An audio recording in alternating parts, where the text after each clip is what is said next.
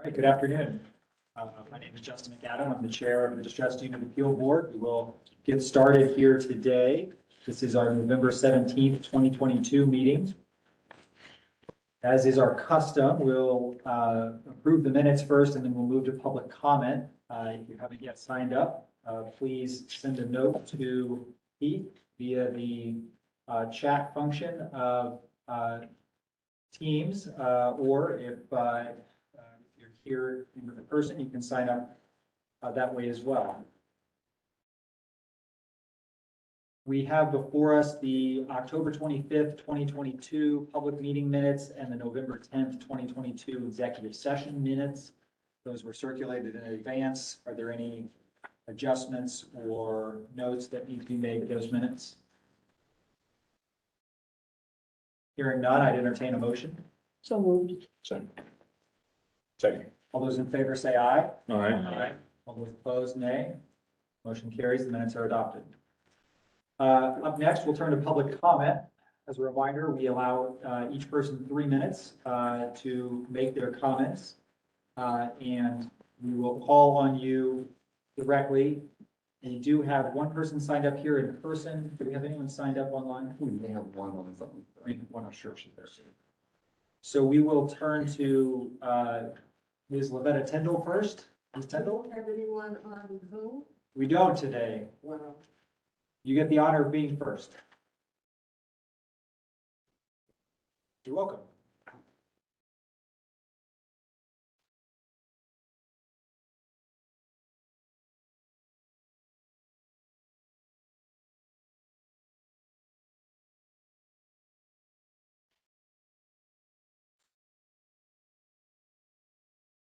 Good afternoon. Good afternoon.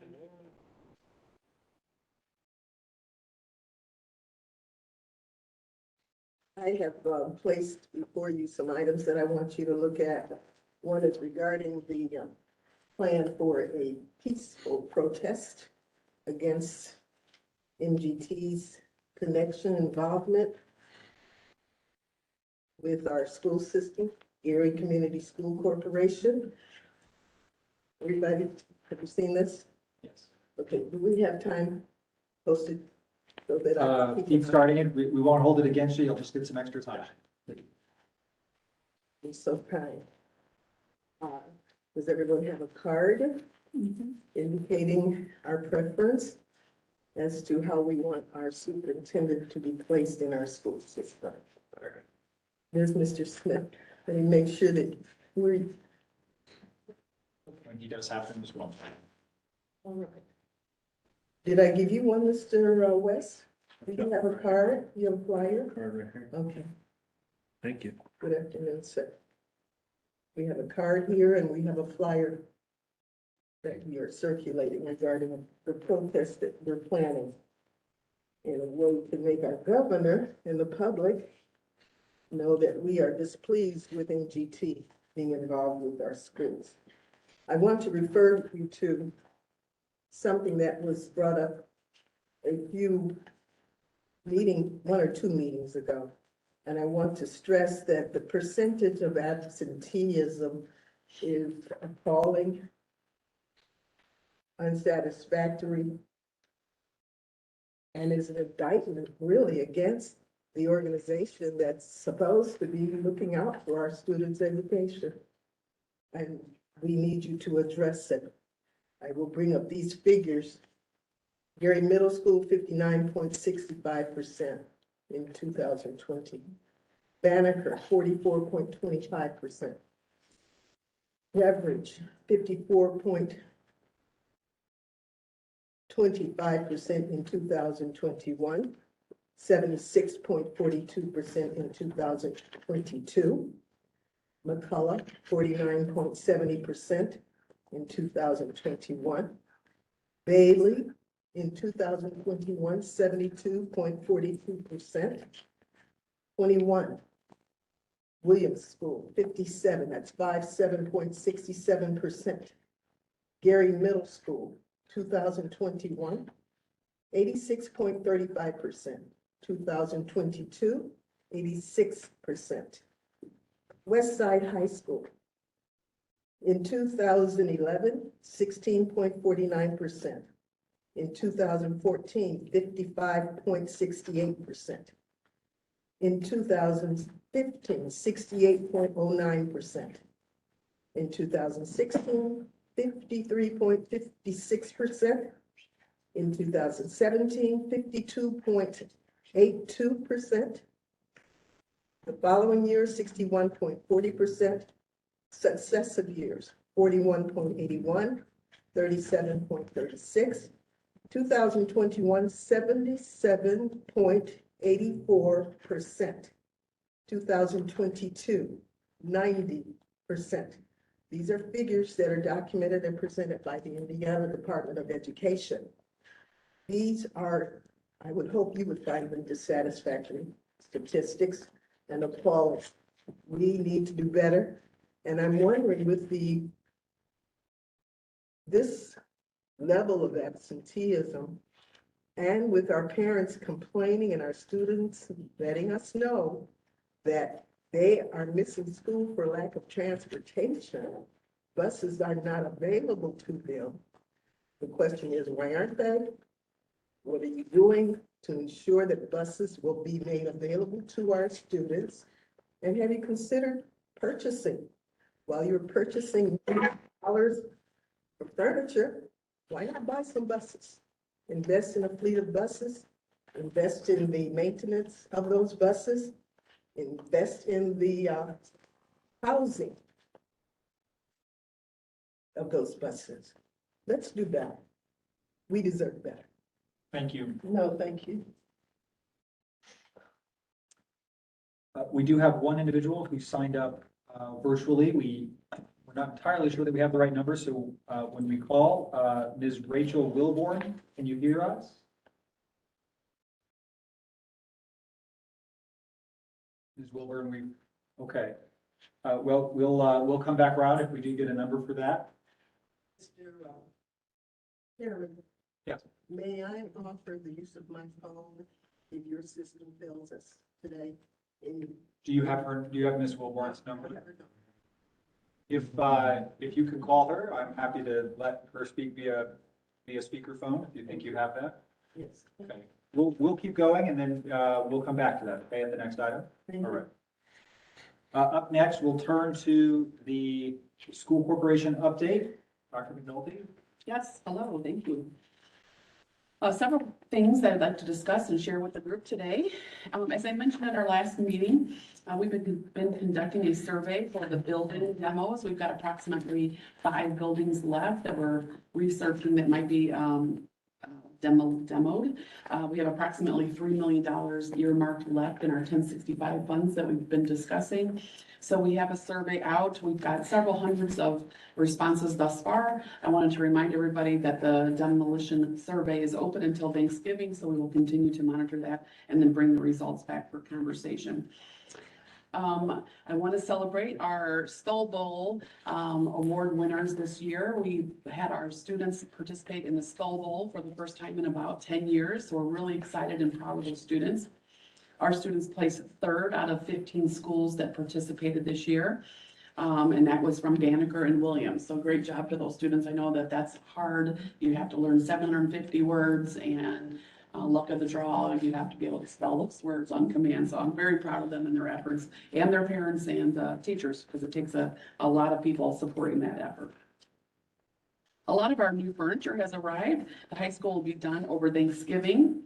The middle school will be done by the end of the month, and the elementaries and Bethune will be done over Christmas break. So we're excited to be able to have those in place here in the near future. Some of our high school students from the Fine Arts program opened up for the Wakanda Forever, the Black Panther show here the last weekend, and that was a great success and a good display of their talent. So great job to them. Our students also participated in a workforce innovation program this last week, and it was for annual Construction and Skills Trade Expo Center. So we had lots of our students were able to participate and able to apply for grants and scholarships as they move forward in that program. Bethune had their ribbon cutting ceremony and their playground is now officially open. So we're excited for those little ones that they have a place to be able to explore and play together. Pop on Violence, which is Stop the Bleed, partnered with us and did a training at our high school here recently, and we appreciate their partnership on this important topic that we're going to continue to reinforce at our schools. And also, the State Department has asked our Fine Arts program to perform at the annual Title Conference this year. So we are excited that we're going to be able to feature our students, and we hope that you'll be able to come because it's here and watch them perform and see the talents of our many students. That's it. I'll entertain any questions that you might have. Yeah. I may have the wrong school, but did you guys have a Lilly Scholar? Is that your school? Last year we did. Oh, that was, okay, all right. Yeah, I just read that now, okay. but we'll apply again this year. Can you touch on transportation and how things are going? I know that has been an ongoing issue and how Yes. you're addressing it. Yes, so we continue to meet with Illinois Central on the daily lack of buses that they're unable to provide for us. We have we have an agreement with another bus company that we're doing contracted services with, Ascension. And so they've been able to provide 3 to 4 buses a day for us for those routes that are not being filled. Generally, there's about 5 to 6 routes that are not filled every day by Illinois Central. So we're able to pick up about 4 through Ascension. We do still have the vans that we're renting through Enterprise, and we have pastors still driving for us. And then we also are paying parents if they need to or want to provide transportation for themselves. Have you looked at the option of purchasing buses and taking that in-house, and tell us about the economics? Yeah. Yes, we have. Yeah, so that definitely was an interest for us and still is, but so about a year ago, we placed an order for several buses. We waited a year and they canceled our orders. And that has been pretty consistent from a lot of school corporations where Ford and other types of dealerships have run out of inventory, the chip shortage. And so we've literally wait about a year and then they were canceled and then we could reorder again At a higher price. at a higher price, hope and pray that they arrive in about another year. So we have explored and placed orders for used buses and are getting those into our fleets so that we can at least supplement, but we have to get those in, get them to pass inspection. So we absolutely explored the new busing, but just like purchasing any vehicle right now, it's been incredibly difficult. We have 2 used buses on hold here that are being picked up, I believe, next week, actually first of next week from our transportation director. They're here. Oh, Yes. fantastic. Coming from a school corporation. Correct. Mhm. And then those go through, if I understand, there's pretty rigorous Correct. inspection requirements Right. overseen by the department that have to be met for those buses to run. And Right. inspections, I think, are conducted pretty regularly. Yes. Right, right. Will you have drivers for those buses? I mean, how well, I obviously will, but how will you staff the drivers? Yeah, so we've already hired drivers and they're on standby waiting for us to get these buses, but we have hired drivers already. Great. Yeah. Honestly, the used buses are delayed because the new buses are also delayed. We're trying to buy used buses from others that are waiting on their new buses to arrive. So us placing the order for the new bus is the same problem of why we can't get the used buses in. Because those districts are holding on to their used buses till their new buses arrive. So it's a chain effect of getting any kind of new buses in. Mhm.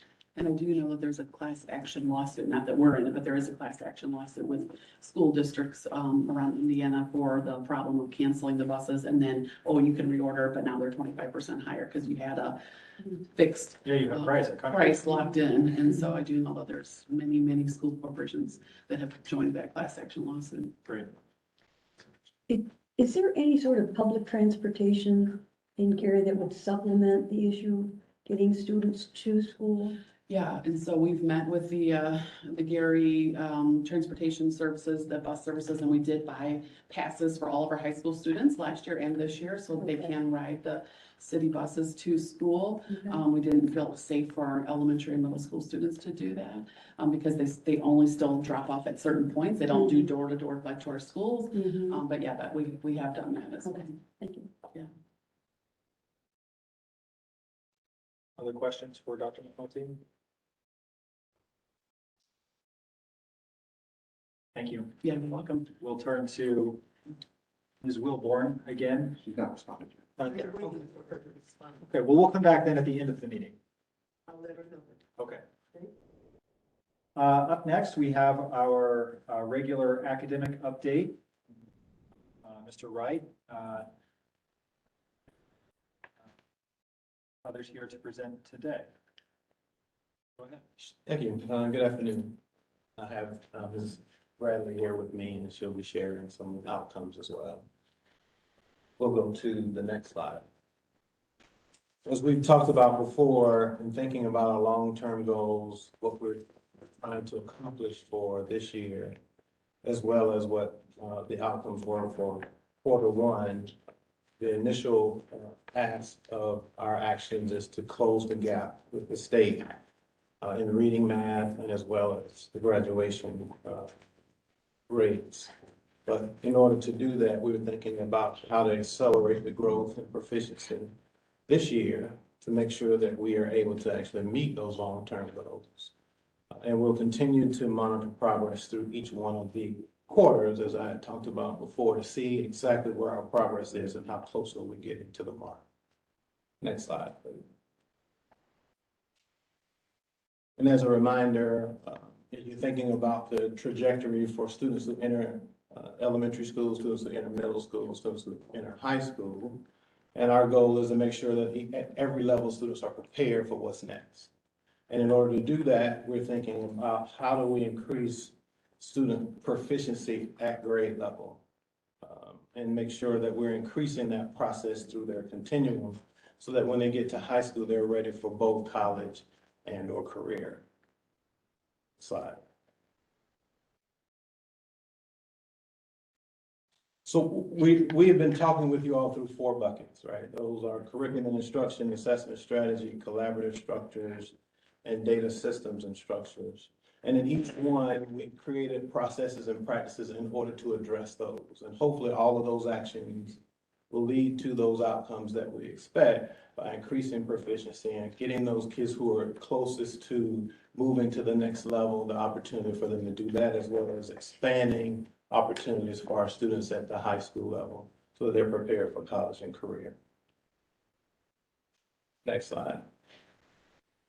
So you've heard us talk about the academic plan, and I won't do a deep dive into each one of these because we've had that discussion before. But each one of these actions that we have under the plan go right back to the levers that we've been discussing. One of the most important parts of that, in my opinion, is that these are adult actions. So as you look at our plan, these are adult actions. These are things that we want to see adults do. But the most important piece in all of this is what are the student actions? And we get our student actions from our assessment data. So we have to go back and match up the student actions. What is the assessment data telling us versus what the adult actions are, and see if we can see a match, if things are going in the right direction. If things aren't going in the right direction, we go back to say, are these the appropriate actions that we may need to address in order to course correct where we're going academically? How long a period before you start looking at whether it's going the right direction? Yeah, so we just benchmarked, I think the last time we were here, we gave you Q1, right, data. And so we'll have another set of data for Q2. And at that particular point, you would have had 2 quarters of finding out, okay, here's what we plan. Now, you still have real-time checks with teachers. But for the district itself, we take a cumulative picture to see if we're moving in the right direction. I think you've talked about before, doing interim assessments along the way that are sort of, they're standardized in a certain way to reflect the standards that you want to be testing on and make sure that students have mastered along the way. And so those are occurring every 6 weeks or so in each grade, right? Right. At the appropriate time, and then assessing there at the grade level or school level that they have in fact met. From both, from both the classroom to the school to the, and then a district picture as to, are we moving in the right direction, right? And then making sure that what we're asking is aligned to what we're teaching, right? And so that way we don't have a disconnect in what we think, what we think is happening versus what is actually taking place. And then to match all that back up with a diagnostic to say, it takes a spiraling approach. It will either spiral you forward or spiral you backwards, right? And say, well, we may need to reduce the level of rigor if you're now assessed at a third and you're having trouble, it may take you back, right? But then we also have to take all of that into consideration and see what on behaviors that we're seeing. That's where the analysis comes in. I'll pass it to Sprech. So the next slide goes into just kind of updates of the curriculum and instruction and those buckets that were before. So under curriculum and instruction, you'll see that our students are completing individualized iReady modules. So each student, after taking the initial assessment, have modules that are germane to them and that address their strengths and their weaknesses. Additionally, teachers are conducting small group instruction. We have solidified our 90-minute reading block, and we have high quality instructional materials in all classrooms at this point. You can go to the next slide. Under the assessment strategy is what Mr. McAdams was mentioning, the common format of assessments. Those happen every about 4 to 6 weeks, and the second round of those occurred this past week, and we are gathering data from those, analyzing it. Those are parts of what the discussions in our, PLCs are around what that data looks like and what needs to happen next. Next slide, please. Is there aggregate data on the common formative assessments that at the district level that you can share with us to give us a picture? I think our plan was to bring it as part of our Q2 discussion. So Okay. after we kind of have a little bit more data, Great. because at this point, they just finished those assessments and then analyzation is happening. Got it. So we'll have that when we discuss Q2. Okay, fantastic. For collaborative structures, we are focusing on PLCs, the monitoring of those, attending those, and our coaching and modeling that occurs often. Next slide is our data systems and structures. One of the data pieces that we looked at was climate and culture, and we understand that PBIS, or positive behavioral interventions with support, was an area to look at, MTSS, and also that we had a team at each school to look at attendance and try and look at what are barriers to learning, like attendance and different things that occur, like behavior, and how can we support students on the front end instead of waiting to be reactive to those situations. And one of our instructional focus areas for the next slide is around small groups. So as talked about before, we thought we might dive a little bit deeper into small group differentiation.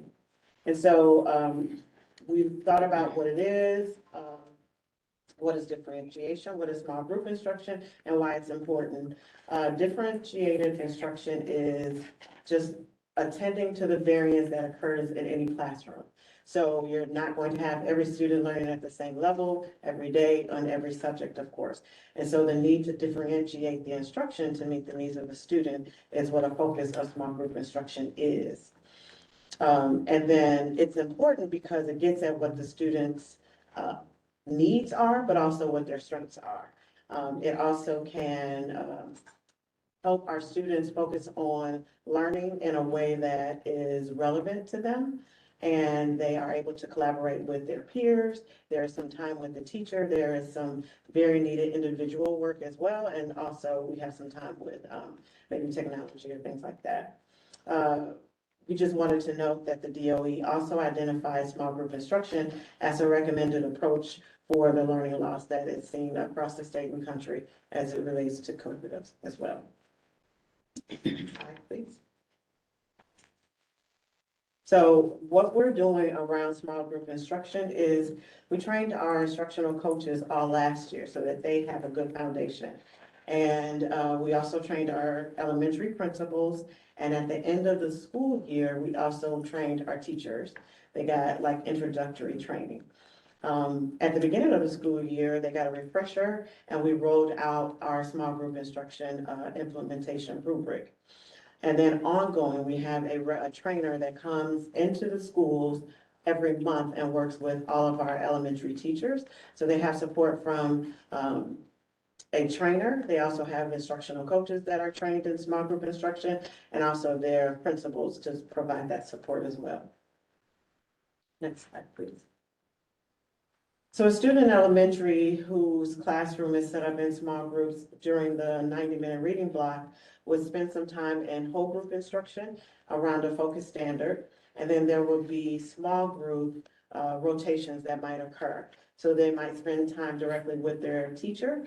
They will spend time on individual work that relates right back to the standard that either that day was the focus or is the focus of the week. And then they may also work on things like their iReady modules that were spoken of before. So they get targeted support throughout that 90-minute reading block, but they also get a chance to do some individual work because at the point of assessment and at the point of knowledge, they will need to be able to display that understanding on their own, so they get a chance to practice that daily.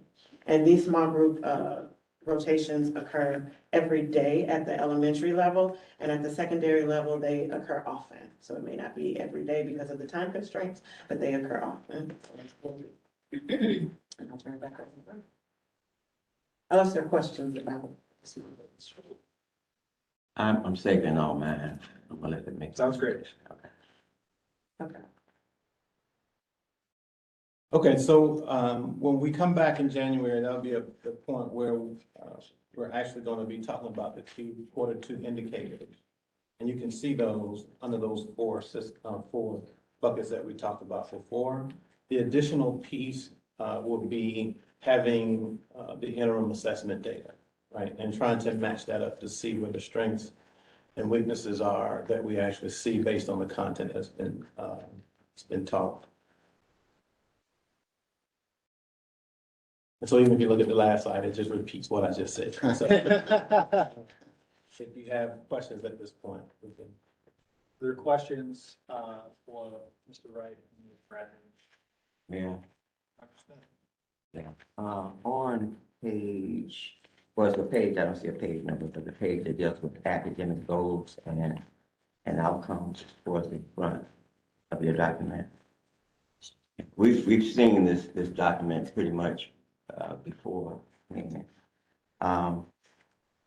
we look at the bottom one, increase student reading mastery in third grade, I don't see, other than when you're talking about small group instruction, which is a medium for it, I don't see the attack on the sub skills, which will allow you to master the skills. And I was told to wait until I saw the school improvement plans for each school. And I didn't see the dots being connected there. I have a meeting scheduled next Tuesday with the Department of Education. And the reason why I requested a meeting was because Gary, which I imagine some of the other school districts as well, are using a template for school improvement plans that the state has authorized. And there's no dot connecting each the goals with the objectives, with the strategies, with the tactics or whatever. And so my questions here is, if any small group instruction, I know that's the vehicle for, that's a medium for it, but our teachers are attacking the sub skills because the whole is the sum total of its parts. You got to include the parts in order to get the whole better. And I don't see that in any of the plans. I imagine that through some of the training, maybe this is being provided, the skills for the teachers. However, I don't see a plan. A plan ought to be something that if I wrote the plan, or I was part of a committee that wrote the plan, that somebody could pick up and run with it. I don't see any of these plans being user friendly, where teachers know this is what we're doing, this is what this attacking, and so forth. They're all in little compartments. And I'm not so much concerned about this document, which I thought this was going to be the document that all of the school corporations we're using as a school improvement. And I've been told that that's not the case. But when I go to the school improvement plans, I don't see the dots being connected either. Uh, and I know that best practices and school improvement plans require that. The state has said to me that they're in the process of changing those plans, and that's why they wanted to something they inherited and something that they wanted to put here input on. So this is one thing that concerns me with this document is I don't see the specificity that it needs. The next page, I think, demonstrates that because, first of all, the top part that's in bold is really an objective and not a strategy. And when it says establish key best practices for teaching, if you've got a real plan, those best practices are infused in your plan, and I don't see them. It's just talking in generalities, and that's what bothers me because it's not really a plan. A plan has more specificity than what I'm seeing here. These are global kinds of things that they're saying that are not going to bring about, from my experience, the changes that you need. I wonder if Mr. Ryder, Ms. Bradley might speak to that a little bit in terms of translating those best practices to the classroom, basically. So, well, that does occur. So we have curriculum maps that maybe is what you're asking about. I think your question before was about the strategy. Well, underneath see, that occur. curriculum and instruction are not the same thing. Curriculum is what shall we teach. Right. Instructions, how should we teach? And I'm seeing in your curriculum maps, I see what shall we teach. No, it's also the how. So our maps have a little bit of both. And so you are going to see, and they are not, the curriculum maps are not here.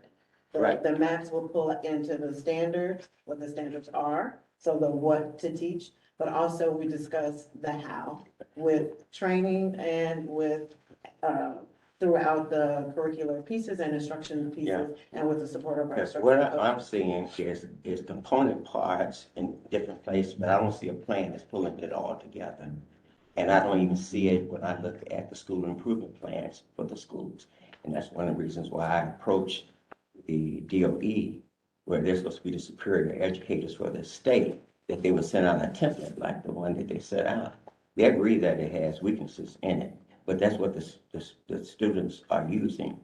When I was a practicing principal, and I served as a practicing principal for 20 years, I played to the tune of the DOE, whatever they asked me, I did it. But we had other documents that we used that parents knew their role, the aides knew what they were doing, the teachers knew what they were doing, the students knew what was required of them, and it was all in one document and it flowed. So if this is the goal, these are the objectives that we're trying to achieve, and usually the objectives are addressing the sub-skills. And then the strategies are the specificity of the things that you are going to do. And the tactics, many of your plans don't have that in it, or the specifics like surveying and doing those kinds of things, setting up workshops, all those little steps to implement a plan. And I don't see that here. And I'm hoping, as I said before, that they're going to be successful. I really do. Because you're dealing with our children, you're dealing with my children, and I want them to be successful. But I think that we don't have the glue that holds all this together. I think you raise an interesting question about maybe how do you communicate? You have a plan, and how do you communicate plan, and how does that, what I think I hear is a concern of how do we make sure that everyone knows what the playbook is? How do they know the plan? Talk to us a little bit about how you're achieving that. You know, one way Dr. Smith is articulating it is you'd have a comprehensive written document that everyone can read, sort of the manual, if you will. How are you approaching that? So, I mean, if I can, just take a second to respond, one, right?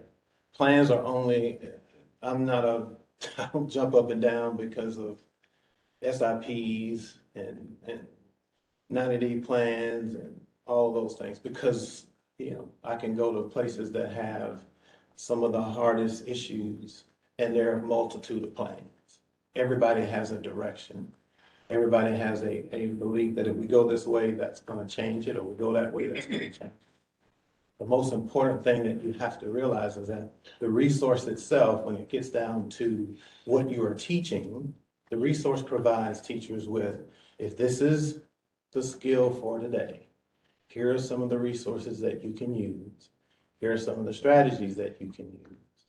Here's the assessment that goes along with that. So everything that Dr. Smith is actually speaking to, when we were principals, we had to do it.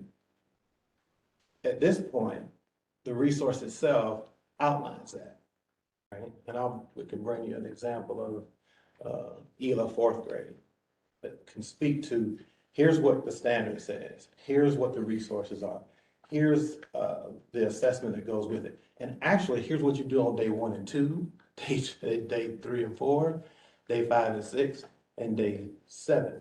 And one of the issues that I brought up was that the resource may tell you to use 7 days on this particular standard, right? But if you structure your school and your schedule in such a way that you block, in some cases, now you're able to do multitude of those steps all within the same day. So the information that he's speaking to is available to teachers, right? It's just not translated in that same format here. So there is a multitude of things that teachers have access to that helps them understand if you're going to use this resource as a way to teach this standard, here are the skills that you want to master, here are the resources that are available to you, and here's where you go get them. And also here is the assessment that goes along with it. That's the comprehensive approach in a 45, 90-minute block that teachers have access to. Mr. Chairman, in response to that, what I hear from teachers is that we got a variety of programs. They don't see it as a plan that's connected. It's just do this program. And we need to understand that no program is tied to Indiana standards. There's no program out there that's tied to our Indiana standards. And so as a consequence, they have a real communication problem. I know they're doing a lot of professional development. I know that. But when you not have professional development, you need to go to a plan that you can just follow through, that you can work out. These are the strategies that you're using at all times in your classroom, not a program that you're doing your 90-minute reading section or a program you're doing here. These are our weaknesses. And if you're going to be successful, then everybody in the school is working towards it. When we had a problem with vocabulary, the custodian, the cooks, the matrons, everybody knew that word for the day. And they asked children all that. That's a strategy, okay? If we were working on some other skills, everybody was involved. Parents knew what they needed to do, students knew what they needed to do, and we involved the whole faculty, the whole staff in the process. Those are strategies that work. And when you're doing programs, what you're doing is the teachers are not seeing, and I'm not saying that we're not doing a good job of professional development, but the action is not what you're doing in the meeting, it's what you're doing after the meeting. What are you infusing in the classroom, and what is your level of understanding? When they continue to say and complain about all the programs, then they're not seeing the big picture, nor are they connecting the dots for all of these programs. And I'm just sharing. I'm not trying to criticize. I'm just sharing. And if I would be less than honorable, less than professional if I saw some weaknesses and not say it. I may be wrong, and the proof will be 2 years from now. Okay, but I feel we need to say it. Thank you. Other questions or comments on academic?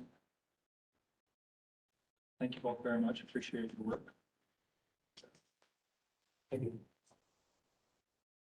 Up next, we're going to turn to the School Improvement Fund 1065 claims docket. We have Ms. Wolverton joining us virtually today. She is actually at IASBO training. It's finishing. Finishing IASBO today. training. So that's the Association of School Business Officials, for those who don't live in acronyms around here. I think she's not too far away from here, actually, but she's in class. So do we have Ms. Wolverton? Yes, I am here. Good evening, everyone. Good afternoon. So today on your agenda are the September and October claims. As you'll remember, last month we didn't vote on claims, so we've got 2 months combined. The total for these 2 months are $2,920,993.82. This is inclusive of some work that we had paid out for our high school bleachers and our auditorium that are actually near completion, and they look fantastic. Some of our HVAC and plumbing, as well as some asphalt resurfacing for both Bethune and the Career Center as well. Does anyone have any questions on any of the capital projects? Any questions? Nicole, this might not be a fair question for you, and maybe Dr. McNulty can help answer it, but, we've consistently focused on HVAC systems, heating, and make sure we're prepared for the winter. How are we faring as we head into? Yeah, we actually had a capital projects meeting Monday, I believe it was, with our facilities folks, and happy to say that everything is smoothly been turned over from summer to fall, everything from winter now that we've got snow. Everything kicked on, everything's working very well. I'm feeling really good, I know the team is too, that we are definitely going to have a system in place across the district that is up to date as far as HVAC, roofing, boilers, chillers, that will last 20, 30 years. Everything is going very, very well. Yep, absolutely. And to piggyback off that, I'm actually eager and kind of excited, I guess as excited as you can get to receive a bill, but to see our cost savings kind of roll in from a lot of these improvements that we've made, especially with our boilers and chillers and things like that. I think this is a season where we're really going to see those pay off. In fact, I think it would be advantageous at some point to have our facilities director come and present to talk about some of the cost savings, because he and I have been going through a lot of those bills. And I know that we're looking to change the lighting over and that type of stuff. And those alone were like $200-some thousand a month in savings for the district. I know that he has been working diligently for the last 2 years on a leak that's been happening for the last 20 years under the Career Center. There's been a water leak that they have not been able to resolve, and it's 20 years in the making. They have finally found it and are fixing it, and that has been hundreds and hundreds of thousands of dollars worth of water bills that has been happening and accumulating under that building. So all of those things have been systematically being fixed across the district, which are going to be huge cost savings and also help so that there won't be any catastrophic problems as they move forward. So very proud of the facility improvements. We finished the roof improvements at West Yes. Side. Mhm. Yes. No leaks. No leaks. Yes. Set as we Yes. weathered the first set of. Right, they're buttoning up the flashing now, finishing that up, but the roofing is done, yes. Mr. Chairman, Dr. McNulty, a year ago, the big topic was bathrooms at West Side. Right. Has any improvements been made in those restrooms? They have been updated as much as they can. We have not done the hands-free because it was very costly. But to be honest with you, several of the bathrooms have been vandalized over the last several months by students as the year has progressed, ripping sinks off the wall and things like that. So it's an ongoing issue. But they are all in a working order, if that's your question. They're all in working order. All the sinks are working, the facilities are all in working order. Paper towels, soap, all that type of stuff. Other questions here on the 1065 plan? All right. Would entertain a motion to approve. So moved. Second. Any discussion on the motion? All those in favor say aye. Aye. Aye. All those opposed, nay. Motion carries. Nicole, thank you. Good luck finishing your training. Thank you. Up next, we have authorizations from the DUAB Executive Director. These are, oh, I skipped one. Well, we have the collective bargaining agreement. That was a big one. You definitely do not want to skip that. It's important to a large number of people in the district who do a lot of hard work every day. Right. Dr. McNulty, Yes. tell us about the CBA. Yes, I'm pleased to announce that we had a good working sessions, plural, with our teachers union, and we were able to come to a collective bargaining agreement for this calendar school year, 22-23. I was hoping to do a 2-year contract, but I forgot that this is a budget year and we were unable to do so. So 1-year contract. It's a 2.5% raise to the base, as well as the teachers will split in the premium increase for insurance, which was 2%. So they'll pay 1%, we paid 1%. And then there are some stipends built in that will be paid for out of ESSER for incentives for the teachers. And we also have an early retirement offer in the contract as well. And I think if I recall the numbers that you shared with us, it's around $450,000 a year in annual cost. Correct. If all of these are earned and That's correct. achieved, so that depends on teacher performance. Correct. May I ask about the early retirement program? Yes. What are you offering for teachers to retire early? I believe it was, pardon me, 22, $12,000 for the first 10 that put in their retirement by January 1, I believe it was. And then another allotment of money, and you have to announce it by March 1st. So that helps us in planning on how many positions we would have going forward. Many times teachers don't want to retire because of insurance. Did you address the issue of insurance for retirees? We did not. You did not. It's an unfunded liability that most schools don't have. You did an early retirement program a couple of years ago. Last year as well. Last year. What were the results of that? Yeah, we had 10 teachers that took us up on the early retirement last year. We upped the money a little bit this year, and so we offered it for the first 20. It's just for 20 and after that. Mhm. Other questions regarding the collective bargaining agreement? One other question. Yes, please. On the incentives for performance, could you give me an example of one of those? Yeah, graduation rate is one of them for the high school. We also have. So that means every teacher will get something if it's a graduation At the rate. high school, yeah. What will they receive, do you know? I'd have to look at. I'm gonna look, Yeah. it's on our website, the contract agreement that we had. Now, those two are similar to the ones from last year as well. We have those. So there's an attendance stipend for the teachers, there's a retention stipend, and then the performance stipends, depending on where you're placed and where job you do. They're based again on iReady, grad rate, CTE, has their own, et cetera, but I'd have to look at the exact graduate. I heard some complaints from the union relative to people taking off a day before a holiday or a day after that. Was that resolved in this contractual arrangement? Yeah, it's in our policy handbook. It's in It the doesn't policy. go into a CBA. Okay.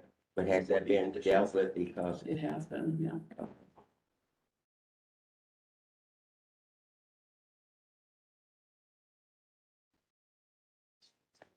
Discussion or questions on this topic? Hearing none, I would entertain a motion to approve.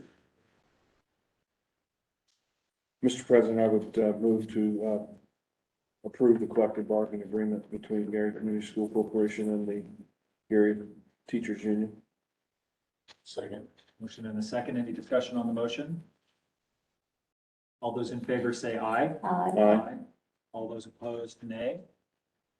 Motion carries. Contract is approved.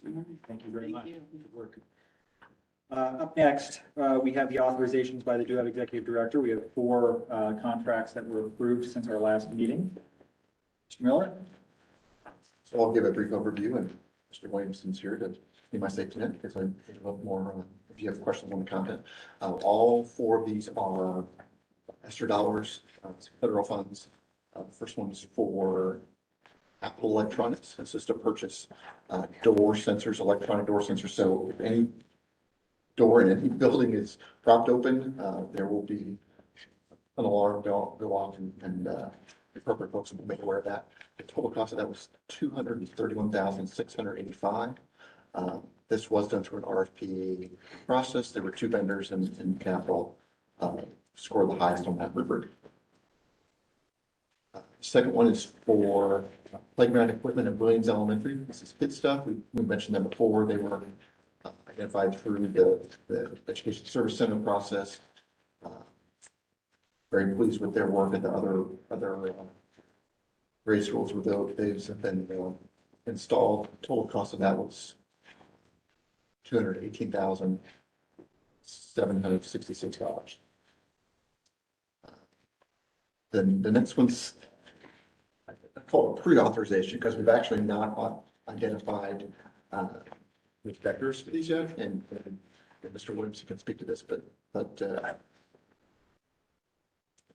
we found very difficult to find vehicles. In fact, used vehicles can actually be more expensive than new vehicles. And sometimes I'm not sure I understand how that's possible, but that's what's going on among the ground. So what Gary asked was because if we would wait for our process to go through, in fact, this has happened. They found vehicles that they wanted to purchase that they missed out because it couldn't get through this process. So I granted them pre-authorization for up to $60,000 a vehicle for 2 vehicles.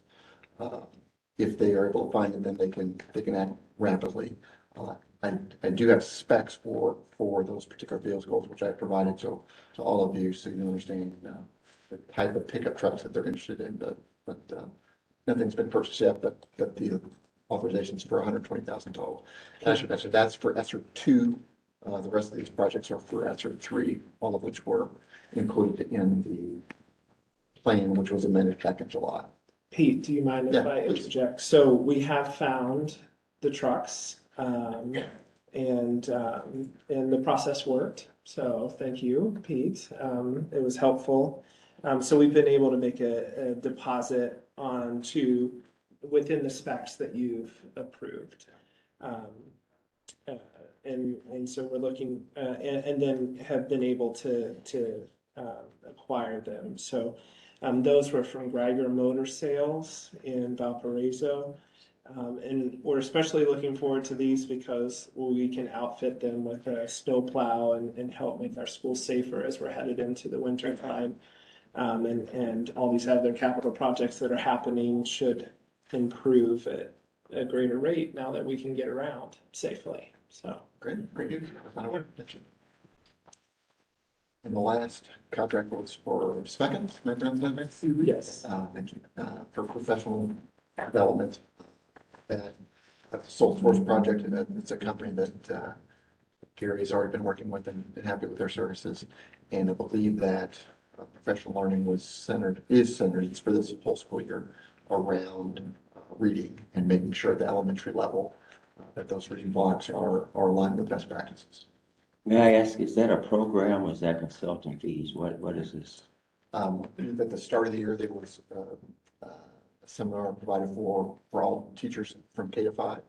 And then they continued throughout the year, we'll have a building specific. So it's PD. Yeah, professional development, but Specifically on differentiated and small. Differentiated. Small construction. Other questions regarding these contracts? Thank you, Mr. Miller. Mr. Williamson, thank you. Up next, we have consideration of 2 contracts that would exceed the executive director's approval authority that we have delegated. One from Network Solutions and one from Gary Sign Company. Mr. Williamson, are you presenting these? yes. Okay. Yes, so we do have slides that are in our packet. I can work off of my screen if, there we go. Okay. So try to present it in summary format here visually, just to give you the most important details. So the first one is network infrastructure updates, and this is phase 2. If you remember, the board approved phase 1 a decent amount of time ago.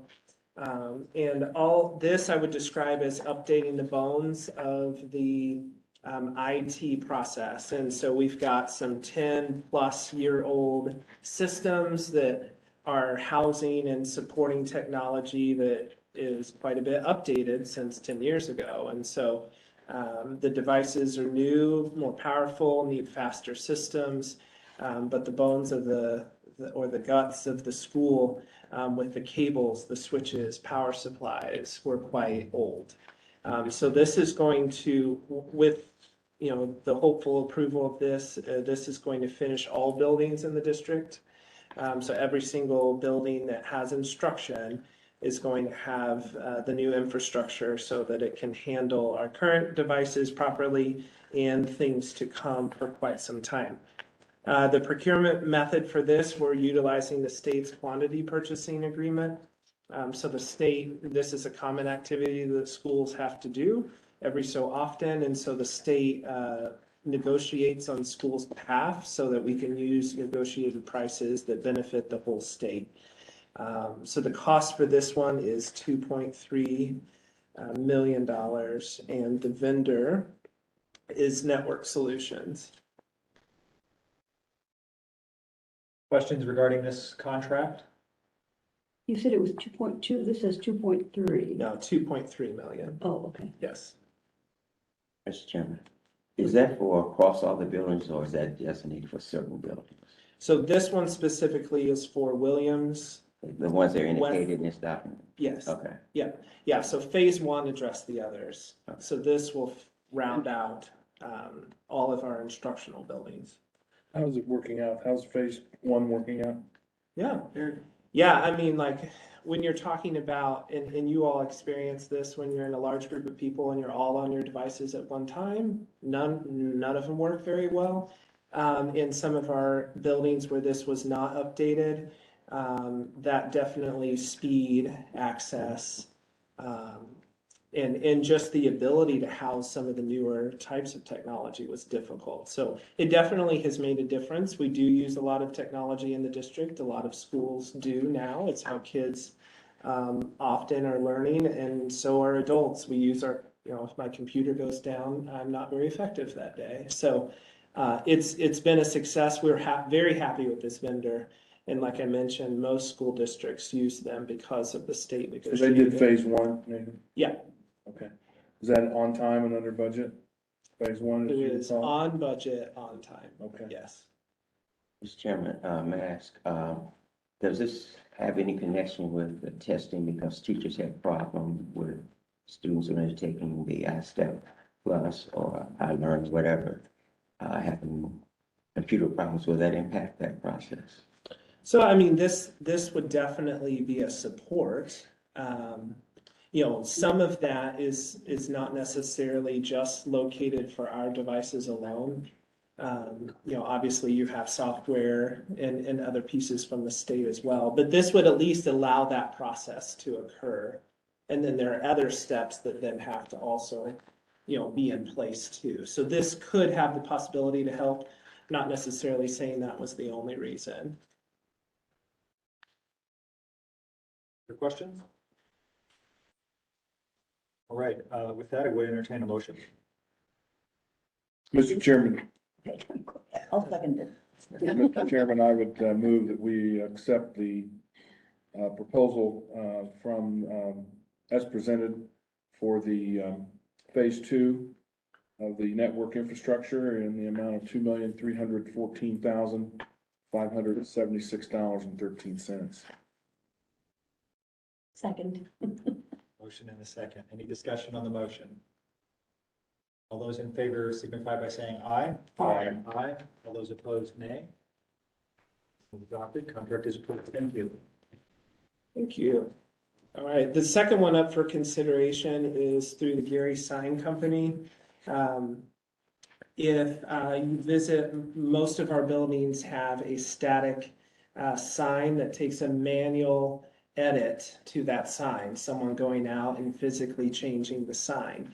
You can imagine that doesn't happen too often, especially when it's Chicago -20-degree feeling weather. So we want to update our signs, our marquees, so that they're digital.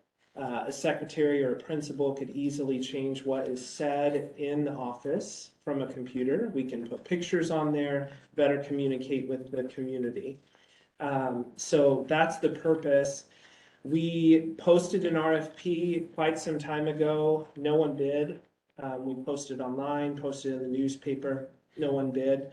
So upon that, then we sought out individuals.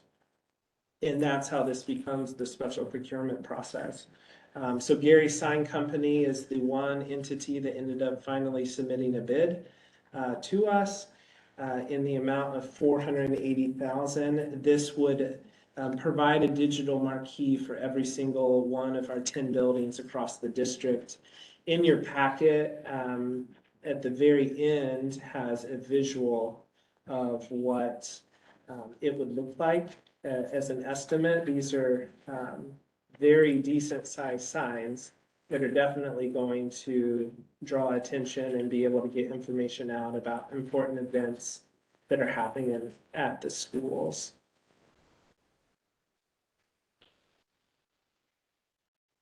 Questions regarding this contract? Could you explain the payment procedures for this? Because I don't really understand what's written here. It sounds like a thing for the ahead of time before you give them stuff. Right. So State Board of Accounts requires us to pay once services are rendered, right? So I'm assuming that's why you're asking. So yeah, we're going to pay 50% once the materials are here. Because this says once the contract's approved. Okay. It doesn't say when materials are here. Okay, so the summary I could have written better. The actual contract in Exhibit C says upon receipt of the materials. So summary, I should have made that. It made me a little nervous earlier on the last one. You talked about deposits you're making on vehicles. You're maybe paying for them ahead of time a little bit. So I want to make sure you understand you're not to pay for things ahead of time.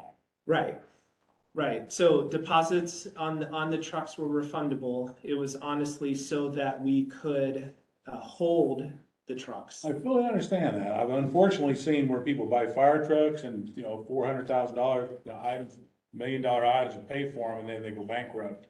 And then there is no money to refund back to the corporations or whoever's purchasing these things because they don't have the items. So. Right. In defense of MGT, and we don't defend them often, my understanding was that Mr. Miller had already approved up to $60,000 for each one of those trucks. And so they were operating within that realm of the dollars that he could approve. I understand. Purchasing the truck is one thing. Paying for it upon receipt is another. Do you have the vehicles? We do. Okay, well, Yes, they're. I didn't understand that you had the vehicles, so I Right. thought you were just waiting on them, kind of like you're waiting on the school buses that somebody else is buying. No, No, that's fine. But that's my misunderstanding. I didn't think they had the vehicles at that point in time. right. No, we have the vehicles, yes. I just want to caution paying for items. No, I you don't understand. yet receive, especially in today's environment. There's a lot of people willing to take your money for nothing. Right, yeah, yeah, that is something that we have to talk about with vendors because they often want payment upfront in order for them to place it themselves, because they're struggling with the supply chain as well. But yeah, our operating procedures here for this one, the actual contract will pay upon receipt of the items. And then as the labor is I completed. understand that. Thank you. Okay. Other questions? Comments? I'm going to entertain a motion. I make a motion to approve the contract for $480,000. Second. Very second. I'm sure he was going to second that too. We have a motion and a second. Any discussion on the motion? All right, hearing none. All those in favor signify by saying aye. Aye. All those opposed, nay.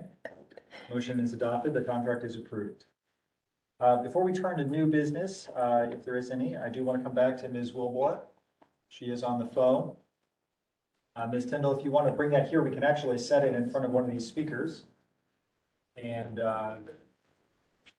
should be able to hear.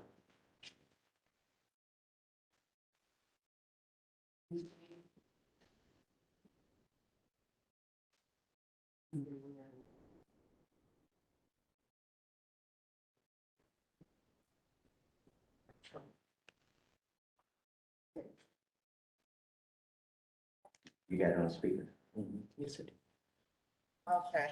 All right. Good evening. Well, good afternoon. I need to. Good afternoon. Okay,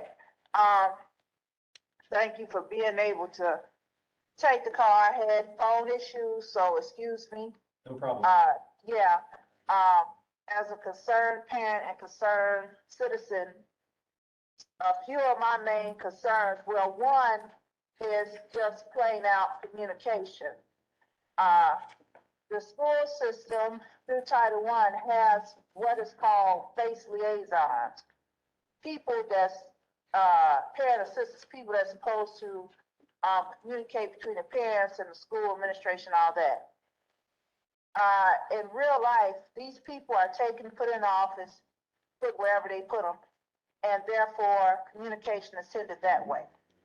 Another thing is, when you all have idea at the onset, at the beginning of your idea, the parents should be included in. So many times parents are included in and they find out stuff after the fact. You know, these are our children. We know what's most important to them and what needs stands out. Okay, especially for others. I've had a concern, for example, with the transportation, which is a real big issue right now. I sent Miss McNulty a message, and matter of fact, I sent it more than once, asking her to allow the AM Career Center students to go to allow that SAT class that they throw at the beginning of the day. I asked them to ask her to let them be able to take that class asynchronously, so that their first stop could be the career center in the morning. Because the process is the kids get on the bus to go to West Side. They can't even stay for the full class until they tote it all the way back to the career, all the way back, all the way to Glen Park. And then they got to get toted back to West Side. So I'm thinking of weather conditions and all of this. And that's kind of like a lot of traveling. And I was trying to think as a way to maybe help things out since transportation and drives and stuff is hard right now, since there's a shortage of it. So that was another concern. Another concern is lockers. I know kids, for example, they carry their stuff with them throughout the day because the lockers are messed up.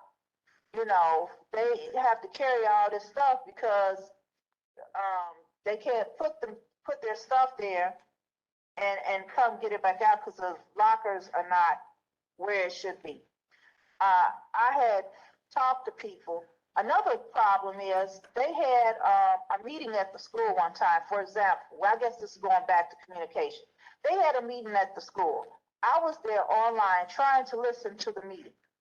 Okay, well, the meeting wasn't even on 10 minutes. Ms. Wilburn, you have 30 The seconds. other baby had questions. We couldn't even get it answered. You know, and we were cut off. You know, so it's a lot of things. That's just a few. Okay, I know my time is short, but my main thing again is like I said, we need to be involved at the onset of the idea, not afterwards. You know, you all very well much need our opinion and thoughts on things. Really don't work that way in real life. Okay, now with these school students and everything else. I had heard that there was a lot of money spent towards furniture. Well, I don't care if Grandpa nor the ARC used that furniture. If the furniture was still usable, they should have kept it because there's too many other things we got to do with that money for our kids. So could you all please, at the onset of your ideas, bright ideas, whatever they are, please talk to us parents so we can bring you to reality of what you really need to do. Thank you, Ms. Wilborn. We appreciate you joining us today. Okay. Excuse me. Right. Is there any new business to come before the board today? I had a question. Have we confirmed the graduation rate? Has DOE done that yet?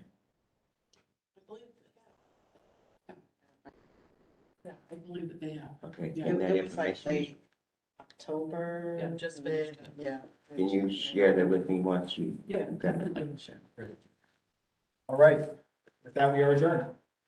Happy Thanksgiving, everyone. You're obviously not